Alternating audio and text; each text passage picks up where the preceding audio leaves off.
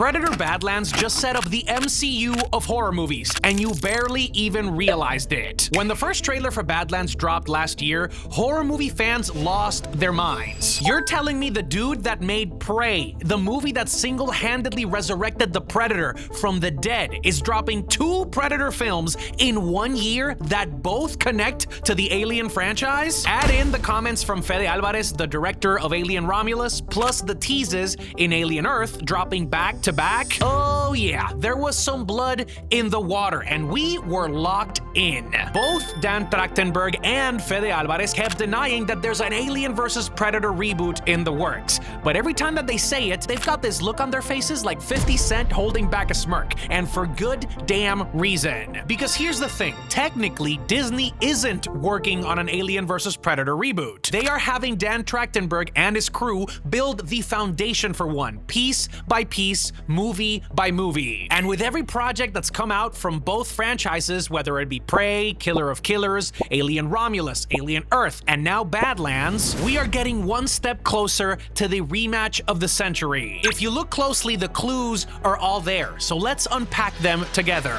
No, this is not a review of Predator Badlands. This is a breakdown of how Badlands is setting a plan in motion to give us the biggest horror cinematic universe we have ever seen.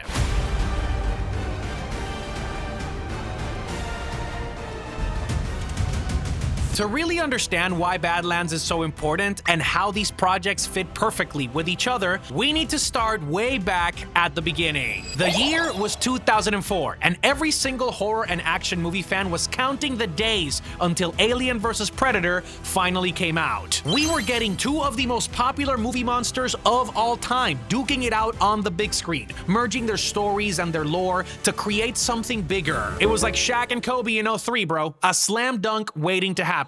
But somehow, everything went sideways. After the theatrical run, AVP ended up bagging 177 million maracas worldwide. That's not nothing. Yeah, it's a flop by today's modern standards, but for a movie that surprisingly only cost like $60 million to make, that's a solid return. Fox got their money, and they proved these 2 brands still had some juice left in them. The flagship crossover was working, at least financially. But here's the thing about making it big at the box office. Sometimes it doesn't mean that you made something good. AVP felt like a movie made by a marketing team, not real storytelling. Listen, all respect to the people that made the film, but this felt like 2 iconic monsters that was certainly caged in one location, with a bunch of forgettable humans just running around, and a ridiculous PG-13 rating so that teenagers could buy tickets and Mickey Mouse could sell 1 billion action figures. PG-13. ¿Tú estás en serio? For Alien and Predator? For the pillars of sci-fi horror and the quintessential 80s action fest meeting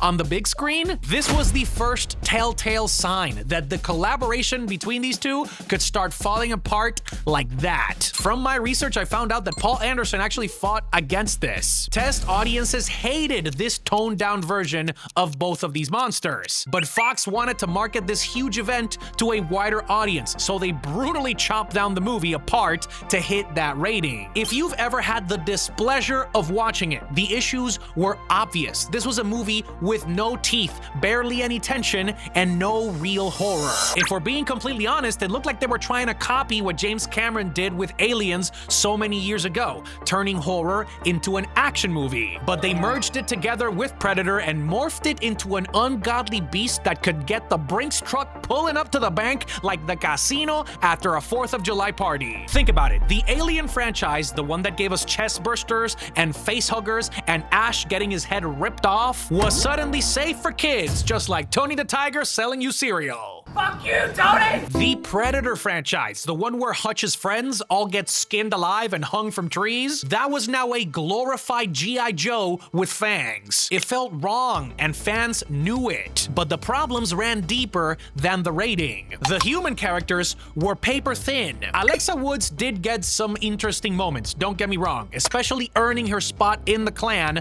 by the end. I'm not gonna sugarcoat it. Her getting branded by the head predator, that was cool as hell. But everyone else, they had as much depth as the kiddie pool at Typhoon Lagoon. Cannon fodder with names. You couldn't remember them even 5 minutes after they went to the Shadow Realm, let alone care about why they went to Antarctica in the first place. For us, the fans, this should have been a space opera. The Alien franchise thrives in deep space, in places that feel isolated and claustrophobic. The Predator franchise works best in jungles, war zones, places where survival is already brutal before the alien shows up to hunt people. A pyramid in Antarctica felt like a cheap compromise, like they were trying to make it accessible instead of the fight feeling earned. I will give them credit where credit is due. The idea that predators have been using Earth as a hunting ground for thousands of years, that ancient civilizations built the pyramids as arenas for the Yautjas to have their rite of passage, but this movie barely explores it. It drops this idea like it's a fun fact you see on Reddit and then you move on. There's no weight behind it, no mythology, and definitely no follow-through. And worst of all, there's no character, no perspective from inside the Yautja culture, no sense of why they hunt besides, we're the badass hunters and we came here to finish the job. So yeah, AVP made some money, but it also left a very bad taste in everybody's mouth. And then came the worst sequel in movie history.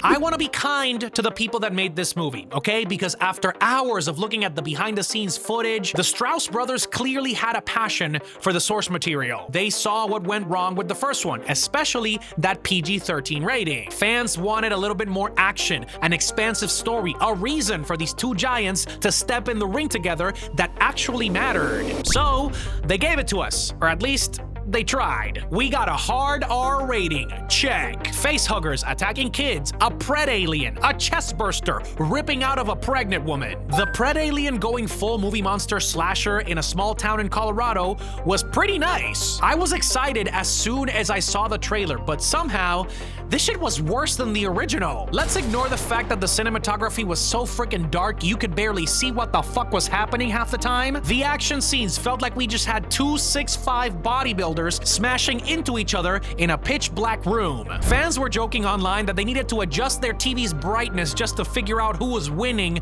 the fights. Because violence, for violence's sake, say it with me now, does not make your movie better. It just makes it a circus, entertaining for a couple of minutes, but empty and hollow inside. AVPR felt like the directors were trying to prove that they weren't cowards, and they turned into Vince McMahon. You wanted gore? We'll give you the gore. But there was no purpose to it, no tension, just pure shock value. The setting also made me mad as hell. Small town Colorado felt even more out of place than the pyramid stuck under the ice. This was supposed to be the cosmic war between the two apex species. Instead, it played out like a Sci-Fi Channel original with a $40 million budget. And the human characters don't even get me started. They were the stock archetypes taken straight out of The Sims. A rebellious teen, the waitress, love interest. None of them felt like they had a shot to survive this. None of them mattered in the end. I rewatched this movie 2 days ago to prepare for this video, and I was so freaking pissed because this thing, the Pred Alien as a concept, is badass. A hybrid creature that should have sent shivers down our spines, but it was completely wasted. Just another movie monster for the Predator to hunt. No mythology, no deeper implication for what it means for the species that can hybridize, no exploration of what it says about their biology or the larger universe as a whole. By the end, I want you to guess what happens. Yeah, the town got nuked. Straight up Fallout style. Roll credits, no consequences, just carnage and a reset button. And the fans were not happy. AVPR made about $130 million worldwide, which was significantly less than what they expected after the first film. Critics absolutely destroyed it. Fans ranked it at the bottom or near the bottom of both franchises. So after it flopped, the crossover that we had waited 30 years for was dead in the water. Fox shelved it. The studio moved on. Both franchises went back to their separate corners, licking their wounds. But that was only for a little while, until Dan Trachtenberg came along.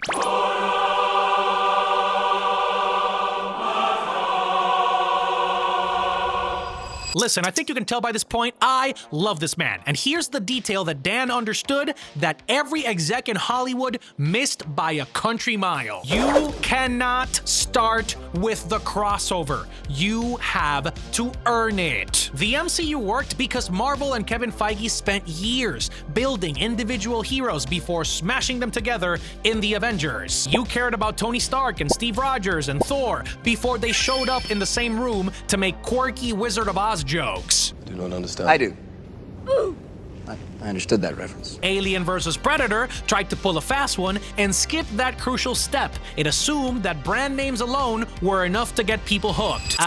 Spoiler alert, no, they weren't. So Mr. Trachtenberg decided to take a chill pill and start from scratch. When Prey came out in 2022, it stripped the Predator franchise back to the essentials. We had one human, a skilled warrior trying to make a name for herself, and one single Predator looking to dominate Earth's greatest threats and come out on top. It was a survival horror masterclass, homie. The Predator was out here using tech that was somewhat relative to the weapon of its targets. No crazy military firepower, just raw cunning and willpower from both sides. Y mi hermano, this thing fucking worked. I had the absolute blessing of being at the premiere for this movie, and I cannot describe with words the cheers and the standing ovation that happened after the credits rolled. We were honestly all in shock that this was only gonna drop directly on Hulu, because this is a masterpiece that should have been seen in full IMAX and broken every single record for a horror movie. You think I'm lying? You think I'm lying? Good. Look at the reviews. Critics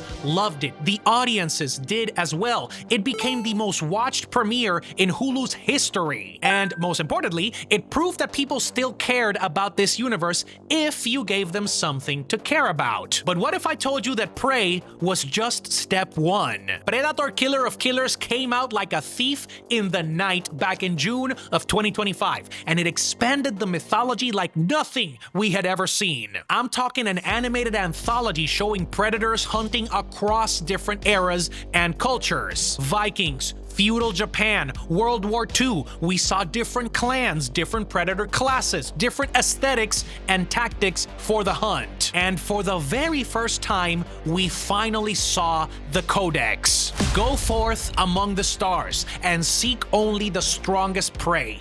They shall be your trophy. Become the killer of killers. This is not just a tagline, baby. This reads like scripture, a foundational text that governs all of Yautja culture. I want you to look at these numbers, 052274. It's implying we got chapters and verses like it's a holy book. This was a huge bit of news because suddenly predators weren't just mindless hunters. They had a doctrine, a culture with rules, a fully fleshed out belief system that guided their actions across the galaxy. I'm actually making a separate video for that movie by itself. If it already came out, it's gonna show up on the screen somewhere right here. If it doesn't, just drop a sub and I'll let you know once it fully does. Ooh, marketing!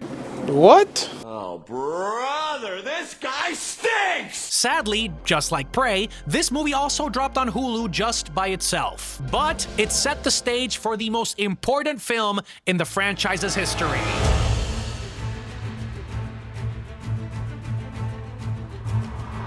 We finally made it. We are covering the most important Predator movie ever made. I need you to lock in. Badlands is the flick where everything officially changes. For the first time in the franchise's history, we are not watching humans survive a predator. We are watching a predator take on the lead role. He's trying to survive a death planet and earn his place among the Yautja clan. Dek, our protagonist, is undersized, underestimated, and dismissed. It was a recipe for disaster for the entire clan, and the VFX team was terrified that it wouldn't work. Animation supervisor Cole Rapley said it bluntly: the movie was going to live or die based on whether audiences could emotionally connect with Dek. Because let's be real, in the great words of Mr. Arnold Schwarzenegger himself, predators are ugly motherfuckers. They got fangs, no lips, they are designed to feel alien. So how do you make an audience empathize with all of that?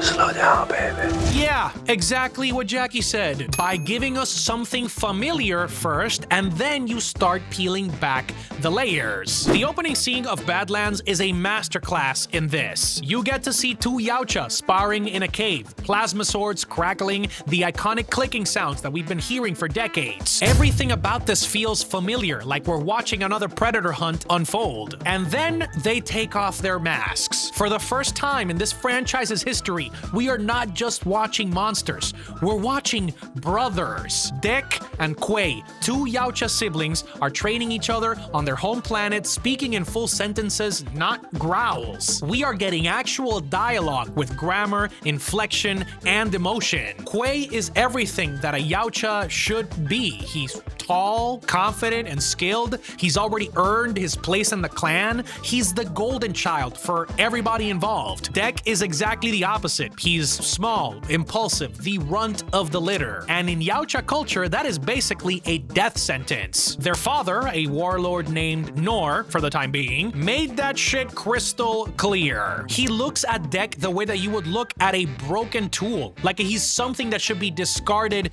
immediately. Crazy thing is, he actually says it too. The weak need to be called. That is his philosophy. He's following the Codex like it's a way of life. And his son Dek does not fit that mold. The tragedy that's about to happen right now completely earns your investment in the film. So what does the older brother do in this situation? Does he follow through with his creed? No, he does exactly what all of us would do and protects his little bro. Remember, we have been told from the beginning that this man has been hell-bent on training his brother to be stronger behind the scenes, teaching him to fight even when their father has already written him off. And that is exactly where Trachtenberg earns your investment in the first 10 minutes of the movie. Because when Nor decides the Dek isn't worth keeping around, Quay has to step in, otherwise he's gonna get wrecked. He defends his little brother, challenges his father's interpretation of what strength actually means. And Nor's response?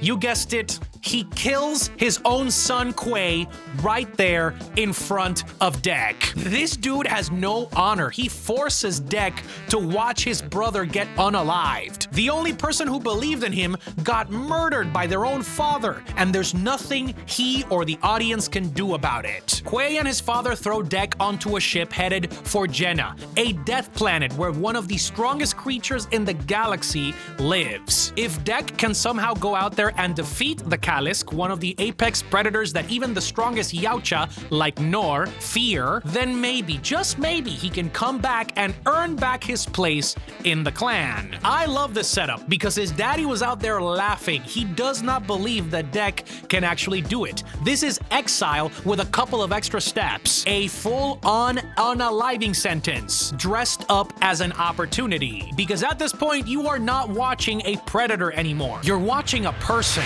somebody who's been abused, dismissed, told their entire life that they don't matter. That is the magic that Jan Trachtenberg pulls off. He doesn't tell you to empathize with Dek, he builds on that empathy step by step with a story that gives you a reason to care. By the time that Dek crash lands on Jenna, you're fully locked in. You need him to survive. You want to see him prove his father wrong. That's the foundation that everything else is built upon. And if you thought that was wild, it only gets crazier from here.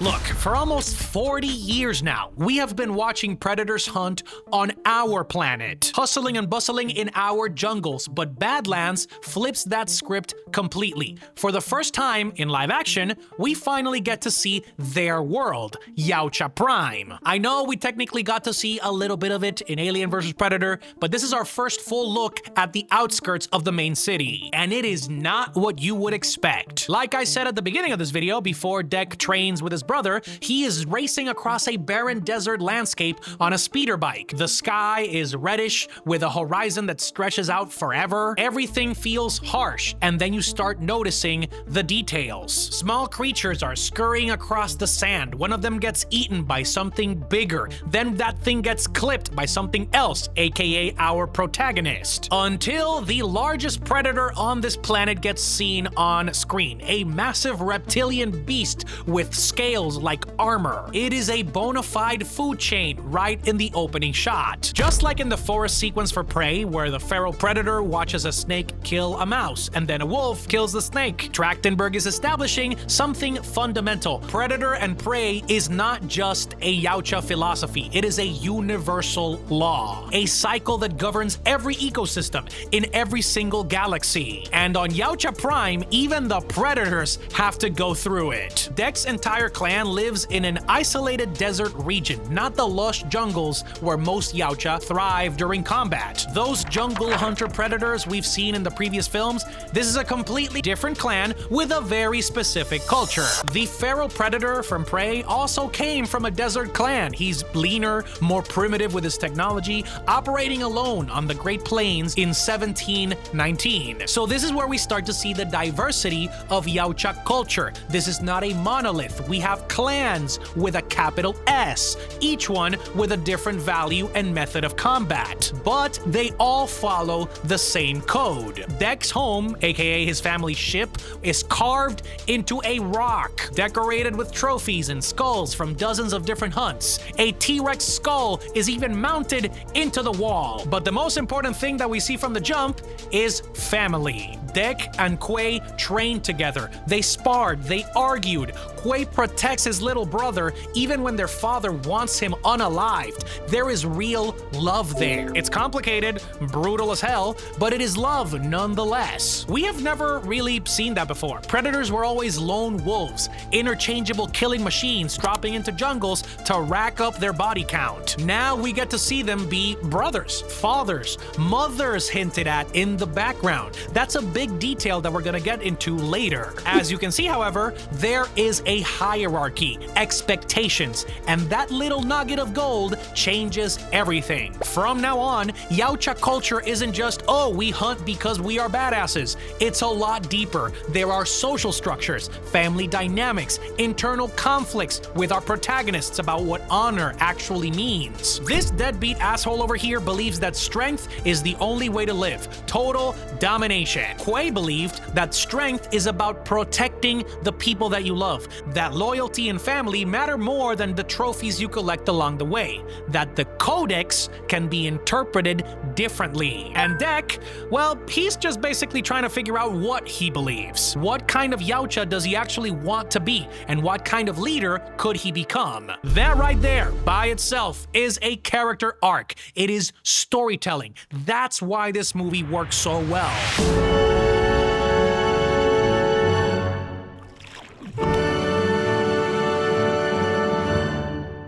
Okay, at this point we have mentioned it a couple of times, but that Badlands title card is way more important than people give it credit for. Yautja are prey to none, friend to none, predator to all. 0422-25. This is our first full look, in live action at least, at the Codex, the sacred text that governs all of Yautja culture. But, like I mentioned before, it is not the first time that we've seen it. Earlier, in 2025's Predator Killer of Killers, it opened with a different passage. Go forth among the stars and seek only the strongest prey.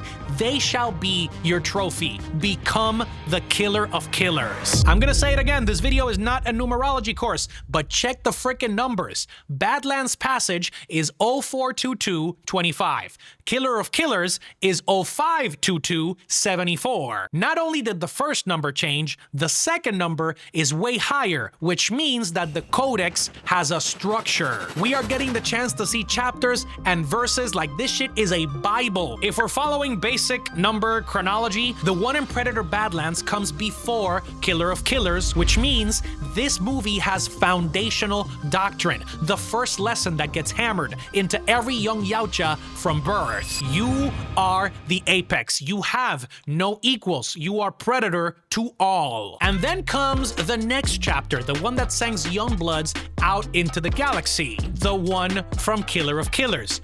Go prove it. Go hunt the strongest prey. Bring back the trophies. Become the Killer of Killers. This is huge because it means that Yautja culture isn't just based on instinct. It is, again, a doctrine passed down through generations. words, and it is meant to be interpreted, debated, and that is exactly what we see happen with Dek in Badlands. Dek's father interprets the Yautja Code in one way. The weak, like Dek, need to be called from existence. Compassion is failure. If you can't kill, you don't deserve to live. Quay, Dek's brother, interprets it differently. Protecting your pack is actually strength. That is all that matters. Loyalty, family. And by the end of the movie, Dek rejects both interpretations to create his own. He is Dek of the Yautja, and he has his own clan now. Technically, he's not rejecting the Codex. He's just redefining what it means to be a predator. Thea, the Weyland-Yutani synthetic played by Elle Fanning, who defects the entirety of her corporate structure to join him,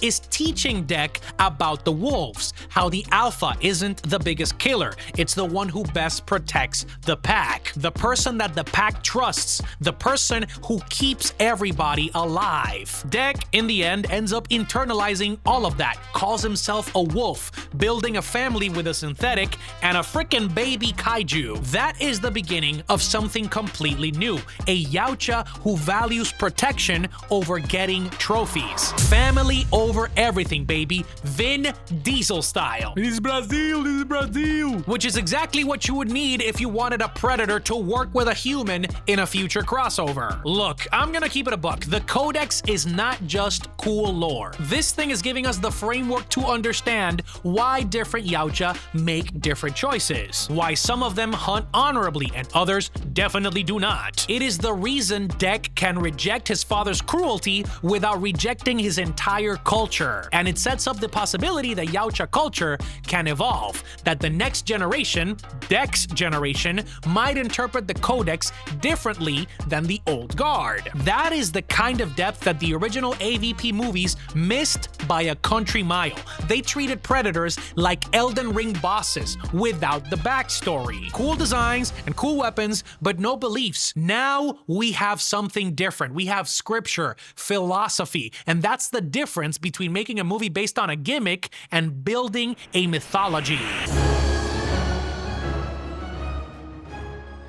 Now we're getting into the good stuff, baby. Strap on in. When Dek crashes on Jenna, we are introduced to a planet that feels like a prototype for Aliens LV-426. Everything in this planet is lethal. I did a little bit of research for you, and the name Jenna, or Gwena, is almost certainly a nod to Gehenna, the biblical place of punishment, fire, and torment, a place where the damned go to be tested. And that is exactly where our boy Dek is going. And it shows. You're watching it with your very eyes. The grass has razor-sharp edges that slice through you if you step in the wrong direction. The jungle vines are carnivorous. They wrap around your limbs and start digesting you while you're still conscious. You have acid-splitting lizards, lunabugs the size of school buses that ambush you from trees, bone bison the size of buildings that roam the plains, trampling everything in their path. These creatures look like they come straight out of Dead Space, bro. And of course, then we have the Callisk, a self-regenerating kaiju that reattaches its own freaking head. This sounds like a cool boss rush, but it is exactly where things start to get interesting. Every creature on Jenna is part of a functioning ecosystem. They're not random monsters scattered across a map like it's a Monster Hunter game. Each one of these creatures has a role to play. The bone bison that you can see right here are the Callisk's preferred prey. So Dek decides, if this is this thing that my prey is eating, then I have to eat it too.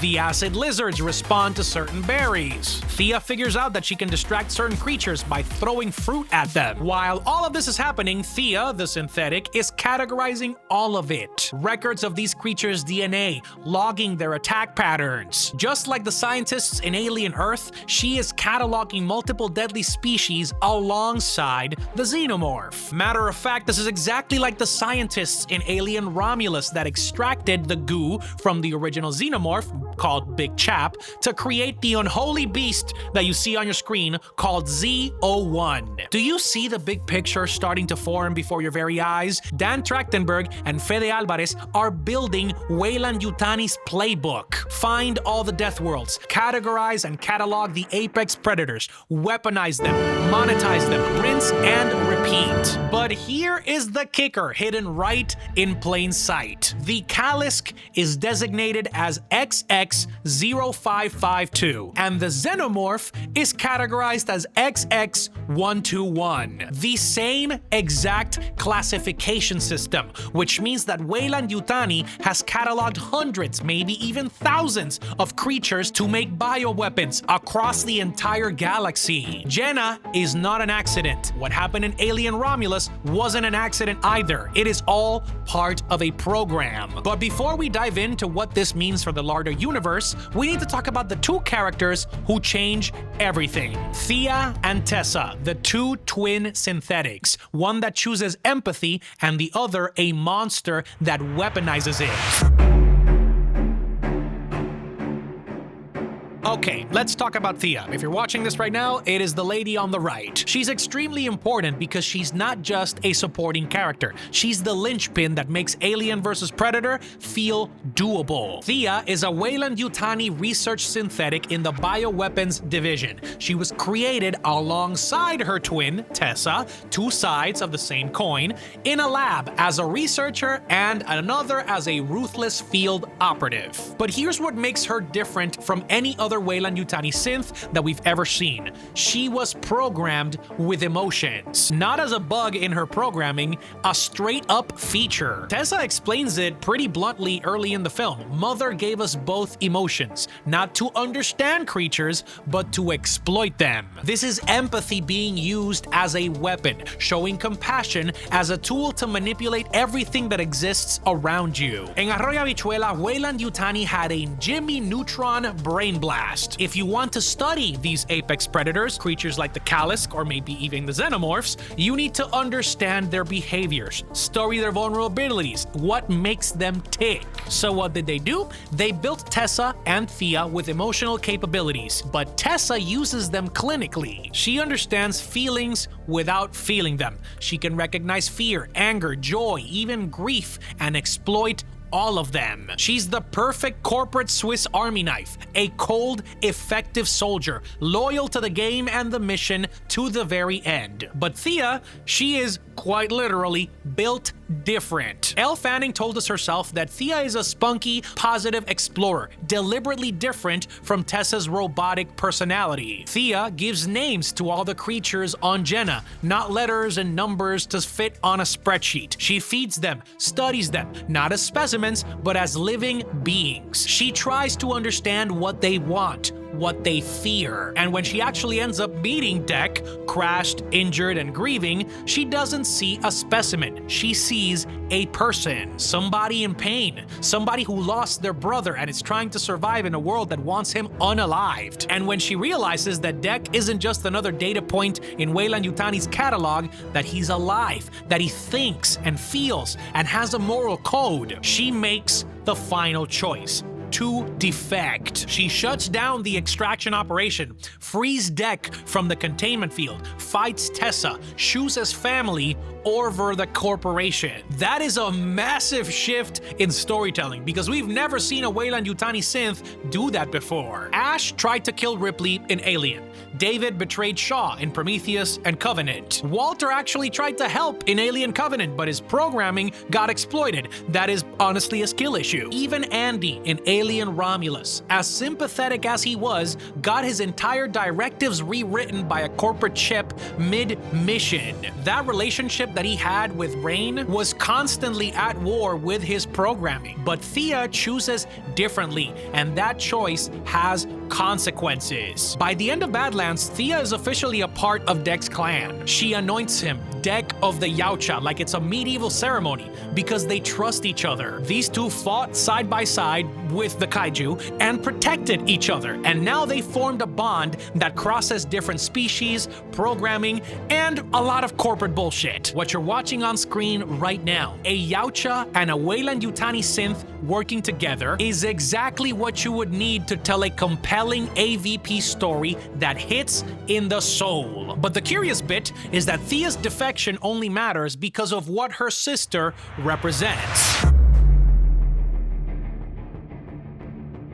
Look, Tessa is exactly what Weyland-Yutani always wanted. Empathy without a conscience. A megamind level intelligent being without a morality clause. She is the frickin' Terminator, bro. Efficient and loyal to the company to the very end. She sees creatures as specimens, assets, a piece of data to be cataloged and exploited for cash at the end. Which is exactly why her confrontation with Deck hits like hearing Lil Wayne's Lighter in 03 before he drops Verse of the Year. Check this out. She captures Deck midway through the film, but she doesn't see a person. She sees property. She has the audacity to call him subject XX blah blah blah blah. She's running through her protocol before Deck interrupts her and squares up immediately. She doesn't even finish her sentences, bro, because to her, Deck is just inventory. He is another number in the system, a dangerous organism to be tagged, bagged, and shipped back to the lab for dissection. This is the real threat in the entire alien universe, not the xenomorph.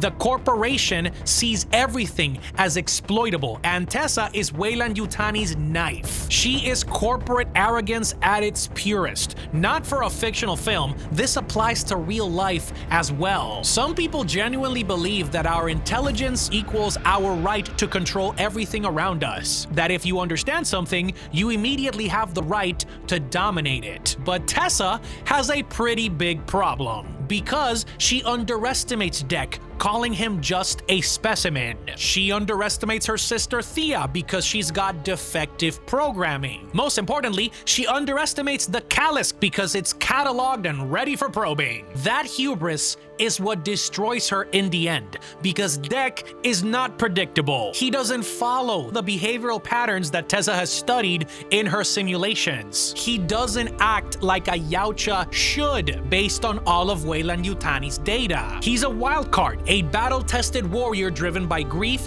rage, and love all at the same time. Things that Tessa can recognize, but she will never fully understand. And that gap in understanding is exactly what gets this asshole killed in the end.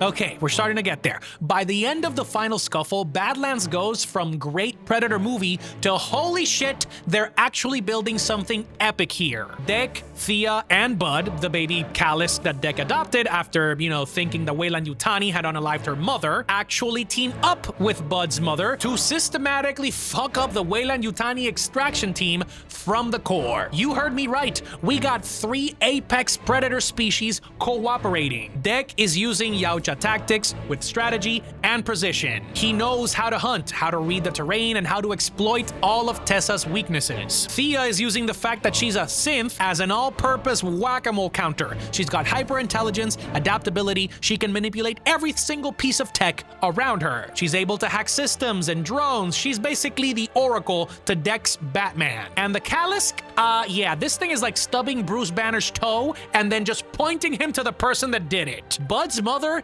is damn near unkillable. Even when the extraction team is using heavy weapons against her, she regenerates, reattaches limbs, and she keeps coming. She's unstoppable until they decide to freeze her from the inside out. In the end, one by one, all of the androids fall. Not because they're weak, all the Weyland-Yutani synths are actually fucking terrifying in combat, but because Tessa trains them to see all the creatures as expendable. The strategy was simple, just follow the algorithms and beat all of them to a pulp. But Deck's unpredictability is exactly what breaks every rule in the game. He's not fighting against the Calisk, he is fighting with it. and that makes them dangerous. The androids keep trying to separate Dek from his allies, assuming that he'll be easier to capture alone. It's a classic divide and conquer. But Dek doesn't leave his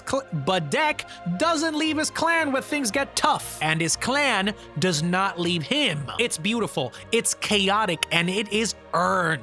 Because we spent the entire movie watching Dek learn what it means to protect a pack, what it means to trust, what it means to be a leader, what it means to build something instead of just hunting and killing indiscriminately. And now we are seeing that philosophy in action.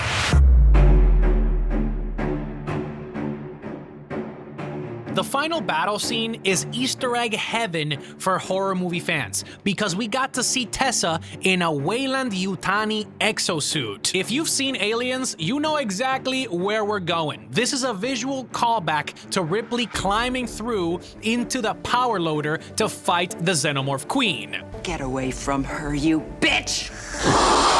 This is one of the most iconic movie moments of all time, but this time it's inverted. The android is the villain and the monster is the hero. Tessa in the loader represents corporate power. She's cold, mechanical, and unstoppable. Or so she thinks. Dek, in this case, represents life. Shit gets messy and you have to adapt. We have to lean on friends in order to win. The fight is brutal. Tessa's exosuit is really overpowered, but Dek is faster, he's smarter, and he's not fighting alone. By this point, Thea finally chose a side. She literally hacks into Tessa's vaults and releases the Kalisk Mother to fight with everybody else. With that said, near the end, after a Godzilla vs. Kong punch-out battle, Tessa actually gets swallowed by Bud's mom and defeats her by freezing her from the inside out. It is a pretty badass moment, I am not going to lie. But what's even more interesting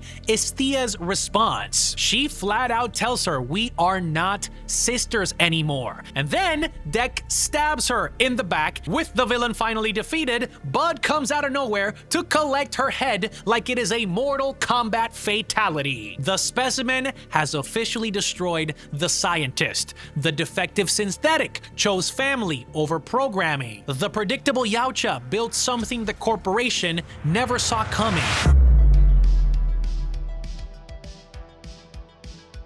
By the end of this night, we have a new clan, a Kalisk, the most feared creature in the galaxy, categorized as XX0552, a synth with a conscience, basically the biggest threat to the galaxy, Weyland-Yutani weaponizing empathy, and a reformed Yautja, redefining what honor means. This is completely unprecedented in the history of this lore. Yautja do not form alliances with prey. They hunt, and that is it. That is the entire point of their culture. Kalisks are supposed to be unkillable solo apex predators. They don't protect, they destroy. Weyland-Yutani synths are supposed to be loyal to the corporation to the bitter end, but here we are. A bona fide family protecting each other.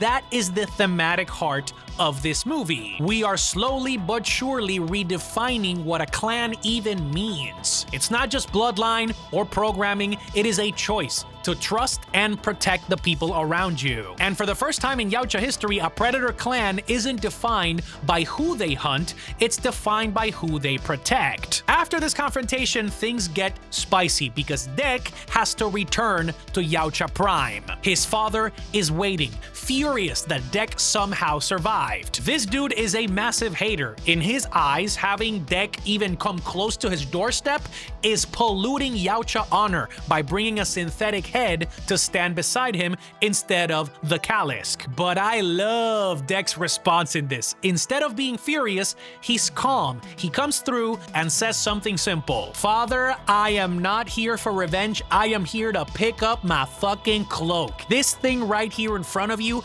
is the strongest prey in the galaxy." And he's right, he beat a Weyland-Yutani synth with all the technology in the world inside of its brain. Y la pelea que se forma Ooh! Mwah, majestic. This fight is perfection because it's not just physical, it's ideological. Nor represents the old guard. He's a primitive interpretation of the Codex, and Dek represents the new wave. For Dek, strength is based on protection. The pack is supposed to make you stronger. Compassion is not weakness. It is the only thing that leads to your survival. The fight is brutal, honestly, because Nor is bigger, stronger, more experienced. But Dek has something his father doesn't. Confidence. Confidence in his ability, and a squad that's ready to pull up and clean up every mess that you leave. So when Pussy Boy over here gets beat at his own game, and he's like, oh, maybe the right son did survive. If you surrender, you can join the clan again. He's like, nah, I'm gonna do my own thing.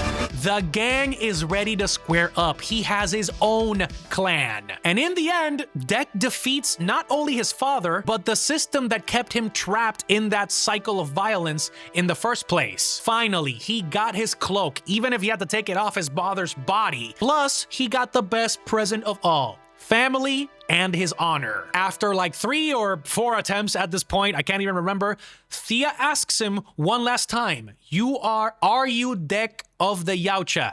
And he nods like a boss. You are goddamn right. The cool thing is what happens after the credits roll, because this is not the end of the movie.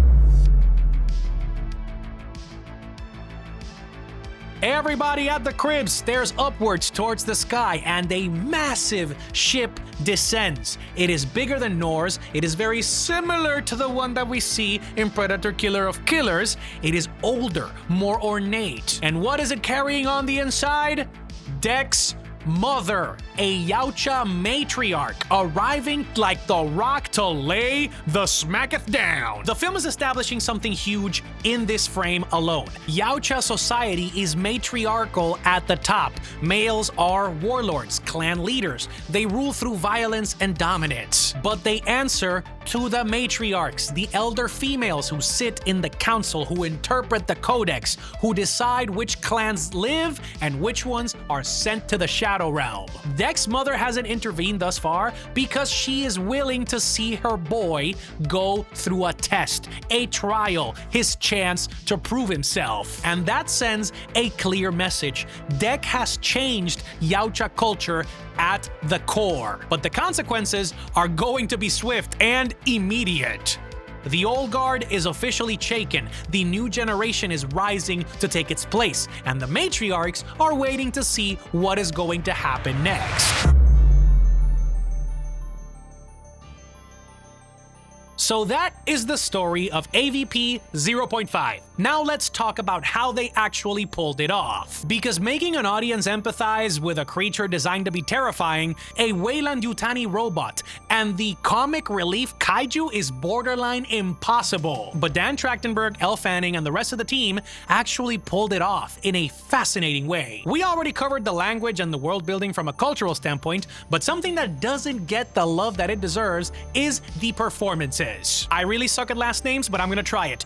Demetrius Schuster Koloamatingi, okay, I think I got it, plays Dek, the protagonist, in full motion capture. We're talking facial tracking, voice recordings. But here's the real challenge. His face doesn't map directly into an alien's anatomy. Human faces have lips, eyebrows, cheeks. Yautja faces, that is a problem and a half. So the VFX team at Weta had to translate micro expressions into Yautja features without losing the emotional weight of his performance. Everything from his dreadlocks moving to how he clenches his jaw, it was meticulous. Dek's mandibles tighten and pull back slowly. They add tension, anger, and grief all in check. Animation supervisor Cole Rapley said that the goal was to find something called an analog, an emotional cue that we could translate through alien physiology without losing what Demetrius is trying to put on screen. And this man had to learn all of this while also doing the stunts. He trained his vocal cords to reproduce Yautja sounds. He practiced for months, adjusted his posture, strengthened his throat muscles to sustain the clicking, the growling speech patterns for hours of recording and being on set. Because unlike typical motion capture where you just perform naturally and the animators do the rest, Demetrius had to to speak an alien language while physically restricting parts of his face that wouldn't translate to Deck's anatomy. He couldn't use his lips for certain sounds. He had to compensate with his throat and his tongue. He had to relearn how to talk and emote without the facial tools that we humans usually rely on. I mention it because this shit is insanely hard without looking cringe as hell. And the product was pristine. You can see it with your very eyes. The fact that you feel Deck's grief and his anger and his vulnerability when he's on Jenna, the determination to protect Thea and Bud near the end. I'm not gonna sugarcoat it for you, homie. This is a technical and an acting miracle. I told you at the beginning of the video, the VFX supervisor said it best. The movie was going to live or die on whether we, the audiences, could connect with Deck. They meant it, and we, the audience, actually won. This applies to Demetrius, Thea, and Bud as well. The VFX teams went X Games mode to make sure that all of them looked great. Deck still has mandibles. Thea has her synthetic tools to interact with them. Her eyes go to the back of her head and it looks real. Bud is a literal funny Diddy Kong kaiju, but the film humanizes all of them through their behavior, through their choices. And that is the lesson that Alien vs. Predator never learned. You can't just throw cool looking monsters on the screen and expect people to care. You have to give them agency, perspective, real stakes. Predator Badlands does all three.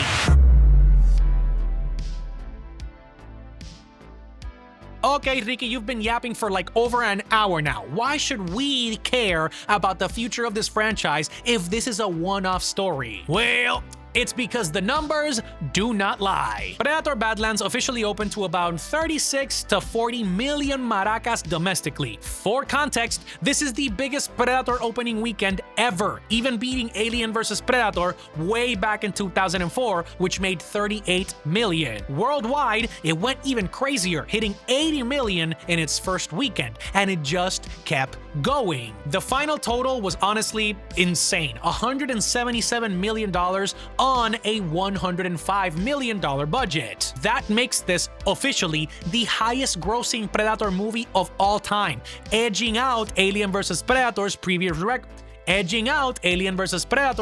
record. Now, I know what you're gonna say. Compared to everything that Marvel does and everything we see from DC or whatever, 177 million isn't that impressive. But this is a sci-fi horror movie. In the era of billion-dollar superhero movies, sure, that is a fair point. But this is what really matters. Predator Badlands is an original story, not a sequel banking on nostalgia or based on a popular video game. Badlands is a standalone film about the Predator and about the Weyland-Yutani synthetics from Alien. A movie where the protagonist speaks an alien language for most of the runtime. It forces you to read subtitles and empathize with a creature that's designed to be terrifying as fuck. Listen, I already know Bong Joon-ho would be extremely proud. We'll be covering that in a separate video. By the end of this ensemble cast, by the end of this miracle of cinema, it became the franchise's biggest hit. And that tells you something about the quality of its storytelling, about the hunger that we as the audiences have for something different. Creatives that are willing to take on bold risks and see them pay off when the execution is there. This movie had motion, and I'm not the only one saying it. Look at the numbers again. An A cinema score from audiences worldwide. The second weekend it was out, it only dropped 42%. That is insane for a sci-fi horror movie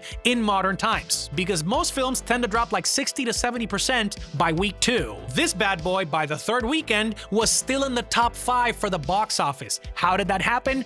Word of mouth. We, the fans, kept people coming back for more. Social media was flooded with people saying, oh, I wasn't sure about this, but in the end, the movie was actually sick. Was I actually crying over a Predator? What the fuck? Box office analysts were saying that Badlands revived the franchise, and it gave Hollywood a rare, non-superhero, non-sequel sci-fi hit in a year that was dominated by franchise fatigue. Deadline called it a breath of fresh air in a crowded space. The Hollywood Reporter said that Trachtenberg made sure that character-driven genre films still had some commercial juice in them. And most importantly of all, the movie did well across all demographics. It wasn't just hardcore Predator or Alien fans. It pulled in general audiences who responded to the father-son conflict, the brother dynamic, and the underdog story. That is mass appeal on a silver platter. But it doesn't really stop at the money. Critically, this bad boy was well loved, 87% fresh from the critics and 91% audience score. The reviewers called it creative, emotionally ambitious, and a bold shift when it comes to the tone of the franchise. Even the haters, who had reservations about the movie from the start, praised the ambition. We did get some pushback from people saying that Bud was too cute, or that they went too hard, trying to make him the comedic relief that it leaned into Grogu territory. That's valid, honestly, but in reality, this is a grown-ass kaiju by the final scene of the film. The biggest complaints I agree with are the comments about the pacing near the second act, because it's true, the Jenna survival montage sequence tends to drag a little bit just before the Weyland-Yutani extraction team arrives to mess shit up. So no, it was not perfect, but overall, this film works. And that validation, both on the money side and from the critics and the audiences, matters, because it gave Disney and 20th Century Fox the confidence to keep investing in this direction. It's not just the Alien Predator preview movie that made some money, so let's go make another one. It's a film that not only made money, but critics respected it, and the audience loved it, so we can actually start to take bigger creative risks moving forward.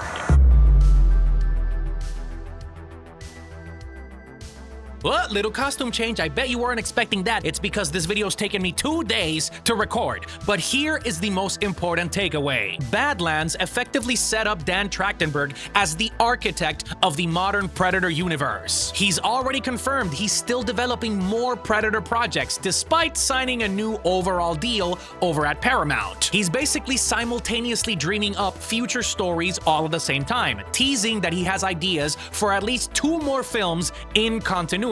The studio loves him, fans absolutely trust him, and the critics respect him, which is a deadly combo. That means that whatever he decides to build next, whether it's a direct sequel to Badlands, a Killer of Killers follow-up, or, hear me out, an Alien vs. Predator crossover with Fede Alvarez co-directing or co-writing, it will get greenlit and the budget to do it right. Just from what we've yapped about up until this point, compare that to the original Alien vs. Predator films. AVP also made like $170 million at the box office, but it was without a shadow of a doubt a critical bomb. Fans absolutely hated the PG-13 rating, and the human characters were forgettable as hell. For all intents and purposes, after AVPR got even worse reviews, the crossover was dead in the water for over 2 decades. Badlands made roughly the same amount of money, but it left the door wide open for more stories to be told. Why? Because people actually liked it. It earned the trust of the fans instead of burning it. That was the key difference,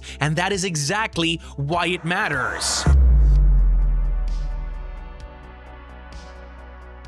So how do we make the jump? If Badlands dipped its toes into the Alien universe, how do we go all in like Michael Phelps diving in for a gold medal, and maybe get an Oscar in the process? In my opinion, the answer lies in the XX classification system. Think about it. Look at your screen right now. Mother has designated the Callisk as being specimen XX0552. The xenomorph, as we already know, is XX121, which means that these are not isolated incidents of specimen collection. This is a full-on program. Weyland-Yutani and possibly rival corporations like Prodigy from Alien Earth have been cataloging alien specimens for decades, maybe even centuries. Every single death world, every hostile ecosystem, every creature that could be weaponized, monetized, or reverse engineered. The xenomorph is XX121. We saw it on every single Alien movie up to this point. It is one of the earlier entries in this space exploration. Probably one of the first major bioweapon candidates that Weyland-Yutani ever encountered. The Callisk has a later entry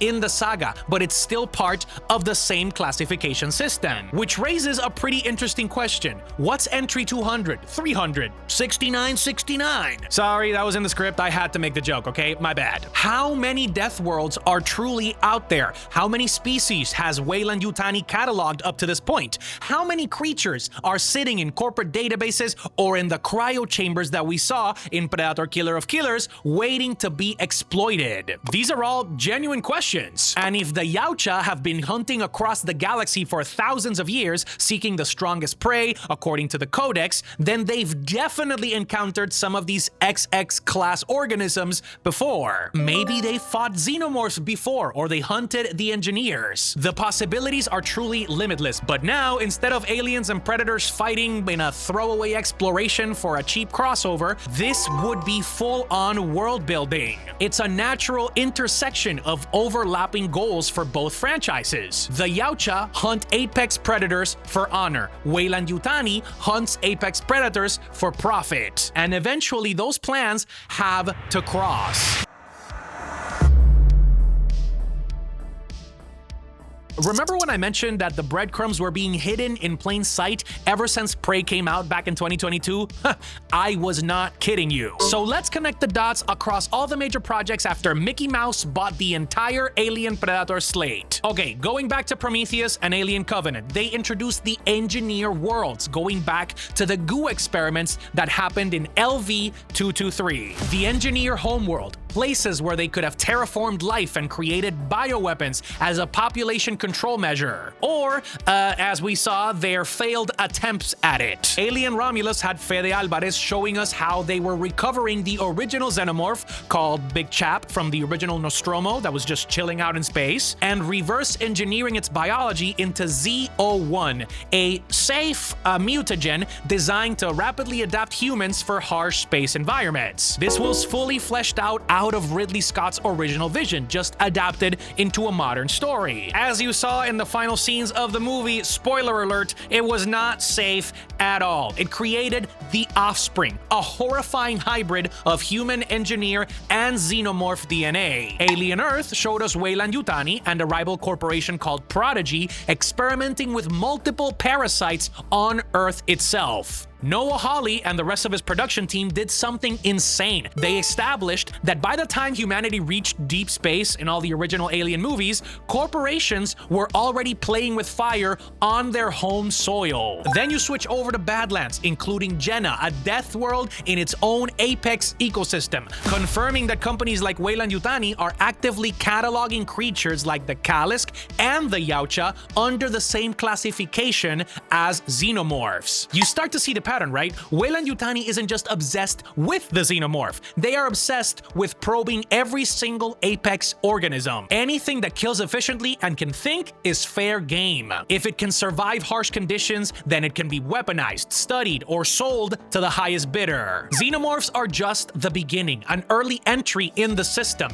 the proven perfect parasite in a hive mind. It's got acid blood, super strength, and everything in between. But after everything that we saw from Wendy in Alien Earth, we start to realize there's something even more terrifying. The ability of an android or a synthetic being being able to connect and empathize with biomechanical beings like the xenomorph. A new wave of killer organism that could be, in theory, starting a new wave of biomechanical creatures that could be not only harvested, but controlled. The Kalisk was designated as 0552. It's a later entry. If this was an RPG, this thing would be the OP tank class, a regenerating apex predator, nearly unbeatable and unkillable. So the question is simple: what the hell else is in that catalog? The questions and the storylines literally write themselves. What other nightmares are sitting in the Weyland-Yutani databases, waiting for somebody else to greenlight an extraction mission? And here's the beautiful thing: Badlands doesn't just hint at this, it shows us the corporate machinery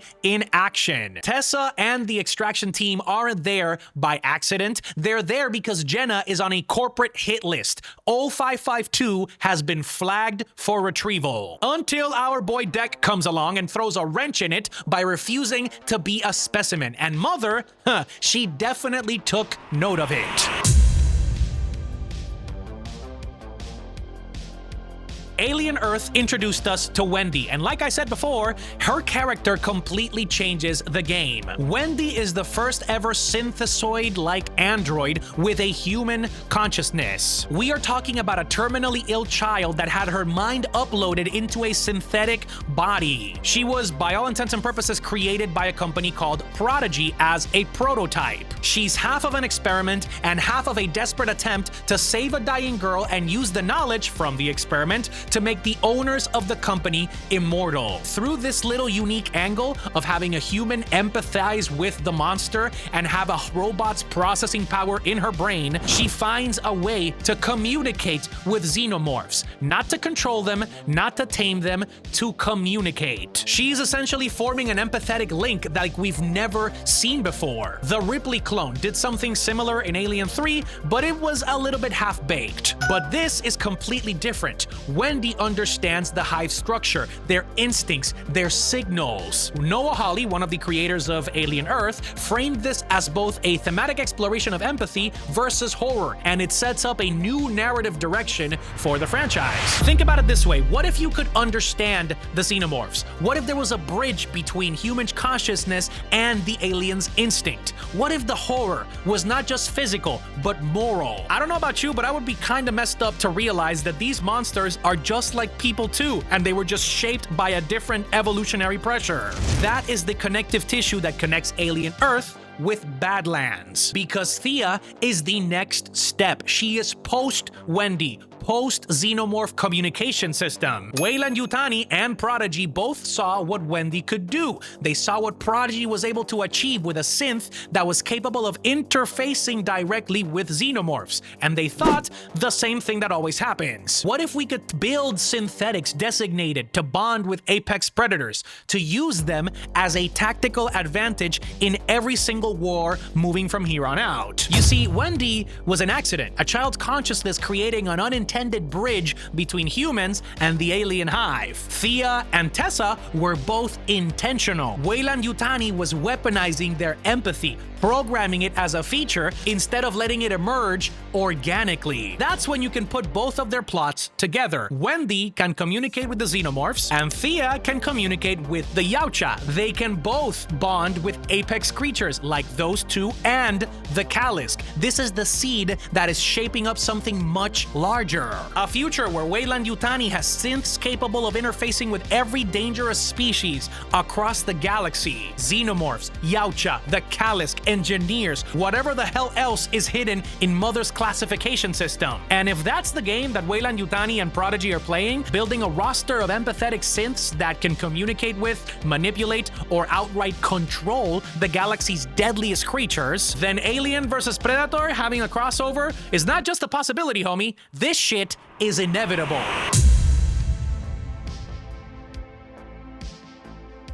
Listen, you've spent more than an hour here. You might as well treat this like a documentary, playa, because the breadcrumbs are not only there through the thematic connections between these projects. Badlands went out of its way to visually insert itself into the Alien franchise. You've already seen it. Mother, as the AI, is the serum artificial intelligence system from Alien, Aliens, Romulus, all of it. Yes, it is spelled out in a different creative way, but you know for damn sure the AI knows about the Yautja like the Wizard of Oz pulling the strings from the shadows. Both Thea and Tessa interface with Mother constantly. It's the same cold corporate voice overseeing every operation. Yes, it's been updated to later models, but it's still recognizable as the same exact system. It is not a coincidence that the WY logo is everywhere, on the extraction team's gear, on the ships, on the industrial exosuit that Tessa was using at the end of the movie. Thea's eyes gave us the first clue in the original trailer as she was downloading the alien language. Trachtenberg was using the same visual language that we see repeated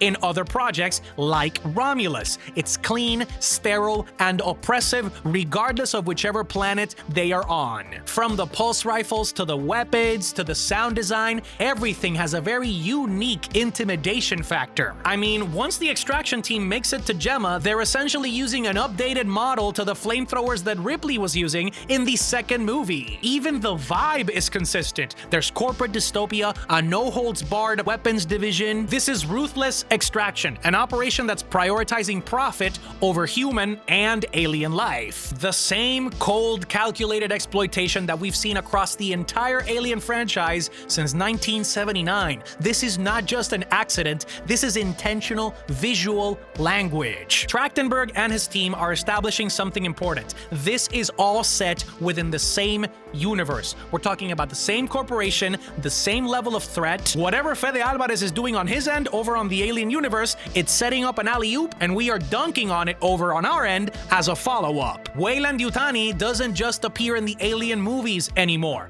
They are everywhere. TV, video games, they are the connective tissue building these franchises at the same time. So let's get creative and answer the question, where do we go from here? A universe where Alien and Predator projects can exist independently, each with their own tone, directors, and their own stories, but they can still share connective tissues that make the crossover feel inevitable. Look at what we have so far. Prey in 2022 gave us a standalone Predator film set in 1719 with a Comanche protagonist, a ruthless, feral predator with no real connection to Alien. And frankly, no connection to the original Predator either. It didn't need one. It works perfectly on its own. Predator Killer of Killers back in 2025 gave us an animated anthology in multiple different eras. The Yautja Codex is introduced in the film. Cryopods of Predator killers stored in Yautja Prime with references to the original Predator movies having Arnold, Naru,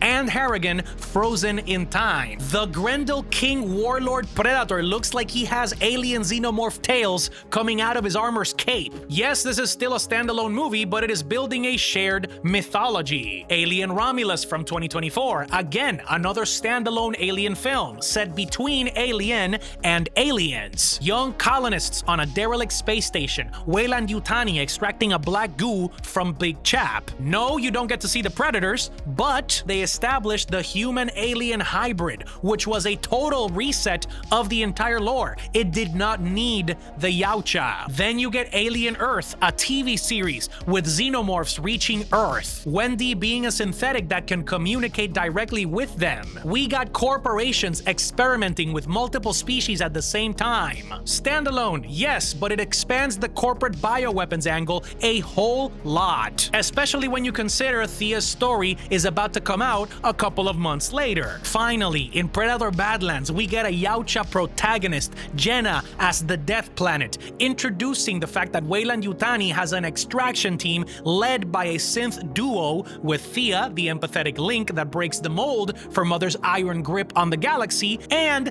Tessa, the android that has all of the knowledge that Thea has, but she is ruthless in her pursuit of getting every single creature bagged and categorized. More importantly, outside of the sibling dynamic and the evil space father, you get the XX classification system, tying Predator and Alien directly. You started seeing the patterns, right? I'm not just going crazy. Every single project works perfectly as an independent piece of the puzzle. You don't need to watch Prey to understand Romulus. You don't need Alien Earth to enjoy Badlands. But if you do watch them all, you start seeing the connections float in the air like you're Alan in The Hangover. The Codex, the Weyland-Yutani bioweapons program, empathetic synths, death worlds cataloged across the galaxy. This is the exact opposite of the MCU's approach, because in that case, you need to do homework in order to enjoy the following project, where you can't really understand Quantumania without watching 3 separate Disney Plus shows. This, on the other hand, is bona fide intentional world building. Every story stands alone, but put them together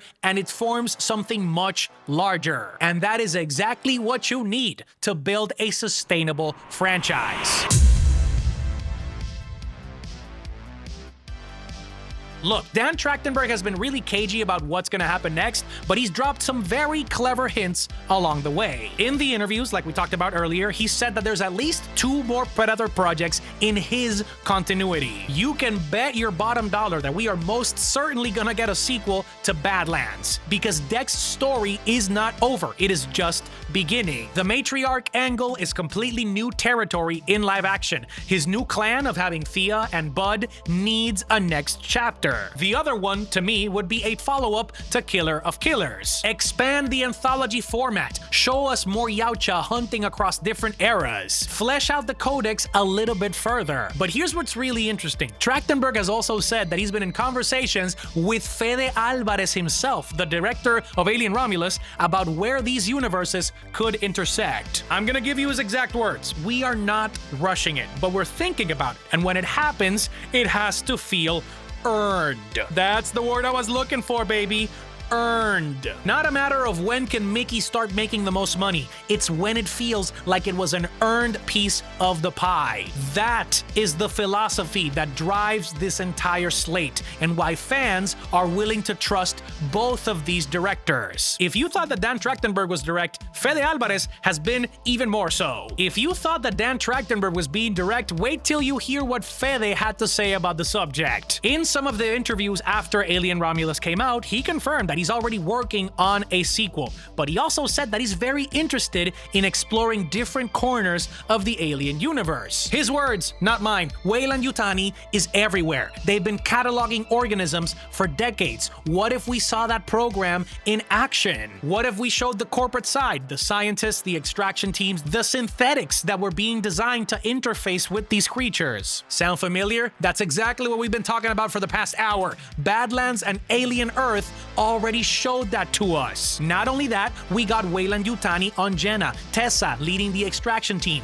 the XX classification system, Prodigy building human-esque synths with real people's memories ingrained in their microchips. Fede Alvarez is not just talking about alien stories, he's talking about stories where Weyland-Yutani is the antagonist, and the creatures, xenomorphs, Yautja, whatever you decide, they are just pieces on the board. And when you combine all of that with what Dan Trachtenberg is doing over on the Predator side, these two dudes are the fucking Power Rangers of alien horrors on the big screen. And homie, they are setting up the foundation for something massive.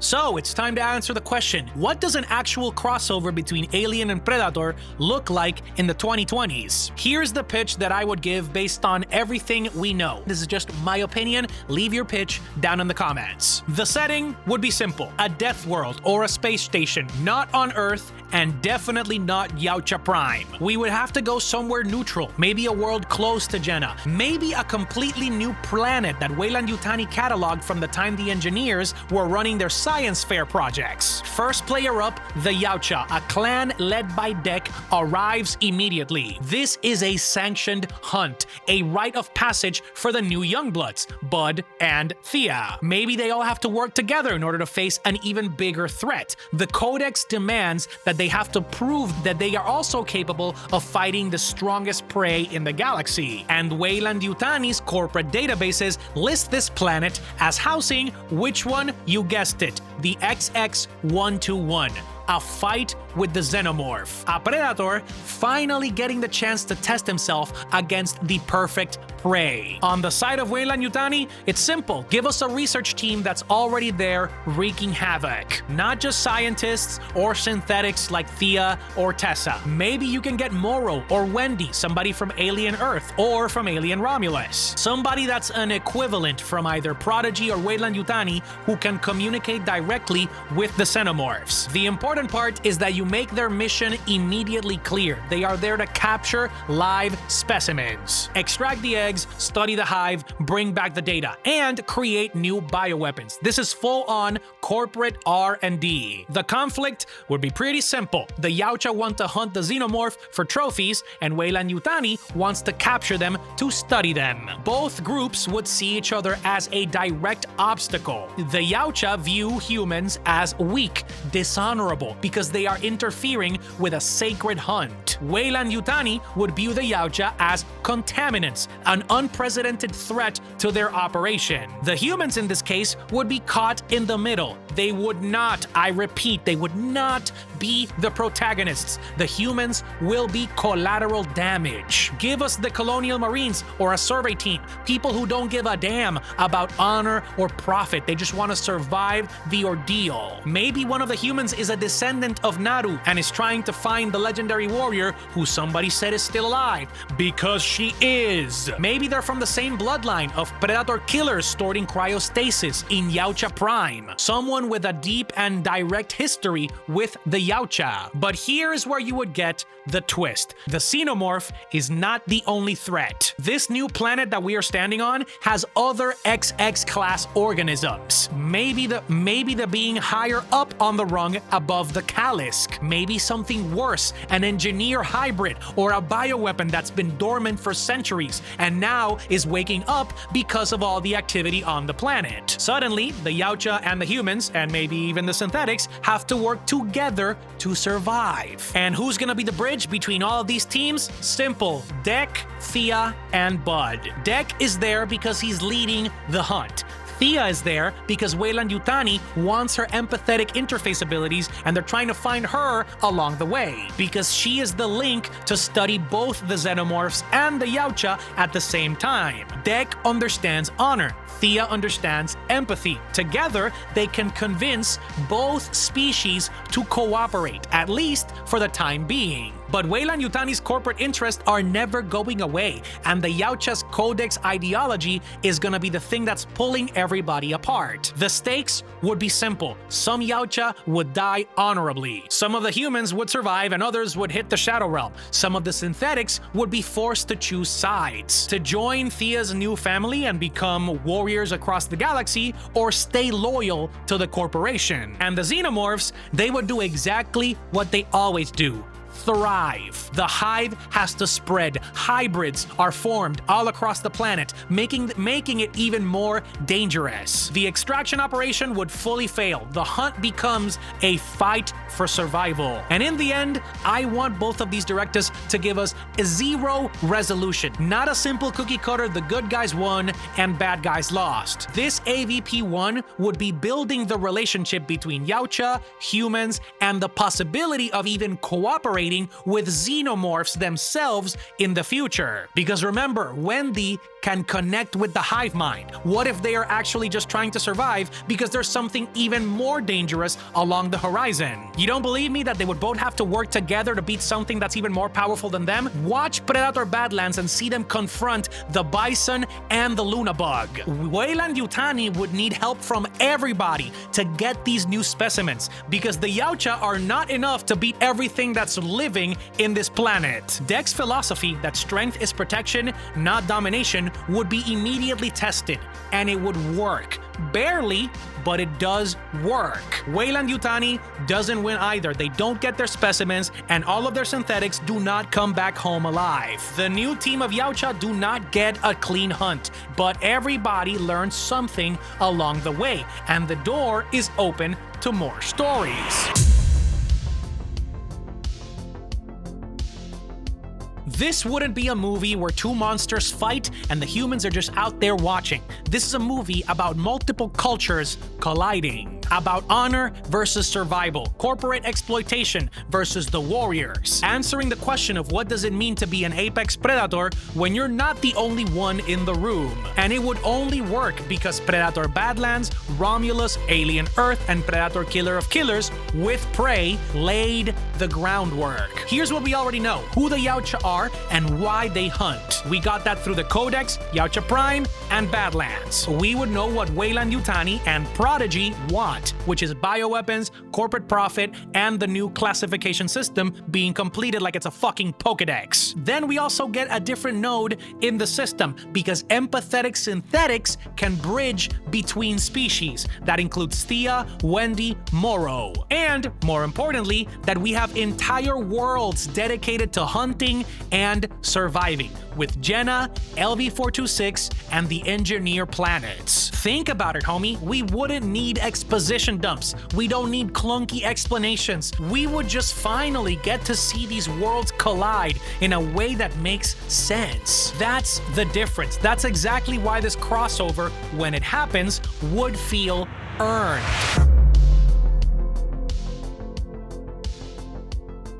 Here's the beautiful part. The comics and the games have already explored a lot of this already. Fire and Stone and Life and Death from Dark Horse, which is now Marvel, is a comic series where predators hunt engineers on LV-223, where Eldon, a synthetic, gets exposed to black goo and becomes a hybrid monster, where we get to see the story of a predator called Ahab that sees engineers as the ultimate trophy. The Alien vs. Predator game in 2010 gave us all 3 campaigns set between a marine, a predator, and a xenomorph, all of them intersecting on a Weyland-Yutani research colony. We get Yautja temples built on xenomorph-infested worlds, ancient hunts dating back centuries. The Predator Hunters trilogy was a comic exploring different Yautja clans, different hunting philosophies, many different ways in which you can interpret their honor code. All of this is called precedent. All of it has been done before, just not on the big screen yet. And now, with the foundation that Badlands and the other projects have built, these stories can be adapted for a brand new generation. Not as a cheap direct-to-video cash grab, as a prestige level of genre filmmaking. Imagine a Fire and Stone adaptation where we see predators hunting engineers on a different planet, tying together Prometheus, Covenant, and Badlands. Imagine a Colonial Marines series, whether it be on TV or film, where soldiers encounter both Xenomorph and Yautja on contested worlds, where both of these creatures are forced to navigate corporate orders, Yautja honor codes, and the Xenomorph hive intelligence. Take a big step back and imagine Naru from Prey being unfrozen from a Yautja cryopod centuries later, maybe even by Deck himself, thrust into a future where humans and Yautja are on the brink of war.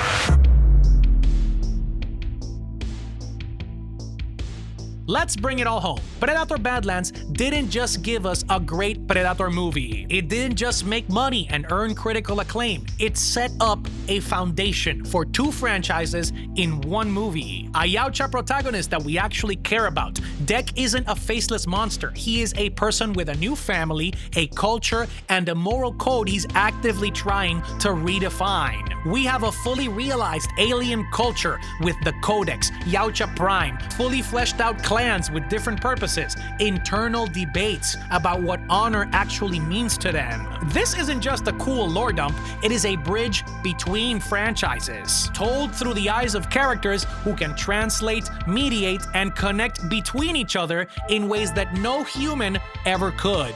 The only thing that I would want them to nail is a direct visual and story continuity with Alien. They did a little bit of it before. They established Mother, Weyland-Yutani, the pulse rifles, the sound effects, everything. We need them to create the vibe of a corporate dystopia and merge it with the warrior hunting guild that wants to break their system apart. I want you to close your eyes and imagine it.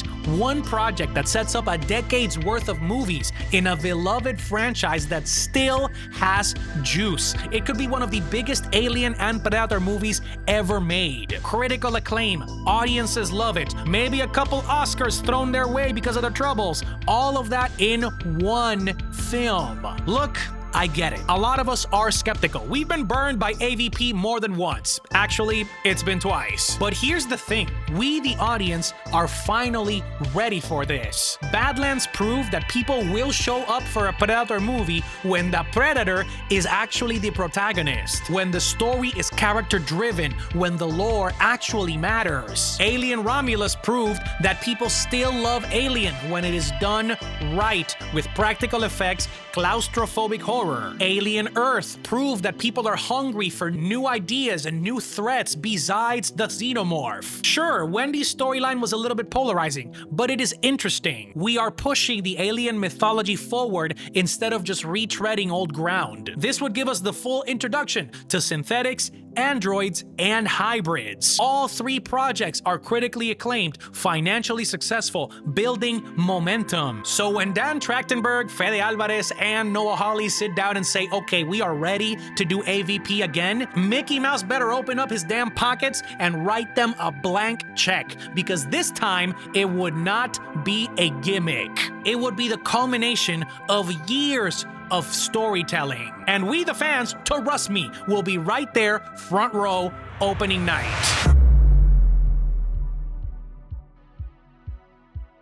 Predator Badlands is setting up the Alien vs. Predator crossover that we actually want, but it is not a secret anymore. It's all right here, and all we have to do is wait. Trusting the filmmakers doing it, Trachtenberg, Alvarez, Hawley, and everybody else working behind the scenes. People that understand what it means to have earned success. They're not rushing it. They're not chasing a quick buck. They're building something that will last for decades. A universe where the Yautja and the xenomorph with humans and synthetics all coexist. Sometimes as enemies, sometimes as uneasy allies, but always carrying the weight of history and mythology between their own shoulders. So no, this would not just be a crossover. It is the start of a new legacy. And when it finally happens, when we finally get the AVP that we've been waiting for since 2004, I know that it's going to be fucking perfect. Why? Because they took the time